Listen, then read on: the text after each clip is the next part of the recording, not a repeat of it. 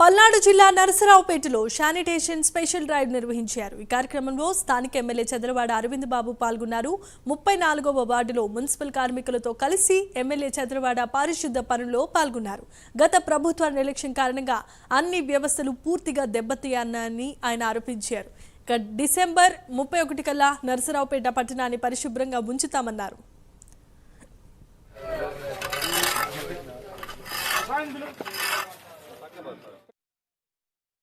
పురపాలక శాఖ మంత్రి నారాయణ గారి ఆధ్వర్యంలో మరి అచ్చెన్నాయుడు గారు మరి సీనియర్ నేతలందరం కూడా దాదాపు అసెంబ్లీ సమావేశాల్లో 2 వారాలు గడపడం జరిగింది. ప్రతి కార్యక్రమాన్ని ముందుకు తీసుకెళ్ళాలి. అన్ని వ్యవస్థలు గడిచిన 5 ఏళ్లుగా దెబ్బతిన్నాయి కాబట్టి ప్రతి వ్యవస్థని బాగు చేసుకోవాలి. ఇటువంటి పరిస్థితుల్లో మన మున్సిపల్ శాఖ మంత్రి నారాయణ గారు ఇచ్చిన పిలుపు మేరకు ప్రతి వార్డుని సందర్శించి మరి అన్ని కాలువలు బాగు చేయించాలి. అదేవిధంగా రోడ్డు ప్యాచ్ వర్క్ చేయించాలి. మంచినీళ్లు 2 పూట్ల ఇవ్వాలి.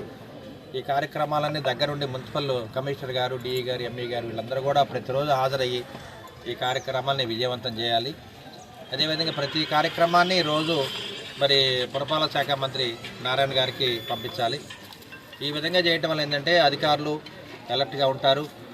మరి వార్డులో ఉన్న నాయకులు, కార్యకర్తలు, ఉమ్మడి కుటుంబ నాయకులందరూ కూడా అలర్ట్గా ఉండి మరి పారిశుద్ధ్య కార్యక్రమాన్ని ముందుకు సాగించాలని చెప్పి వాళ్ళ ప్రయత్నం చేస్తూ ఉన్నాము. మరి ఇటువంటి కార్యక్రమంలో డిసెంబర్ 31 కల్లా నరసరావుపేట పట్టణాన్ని సుందరంగా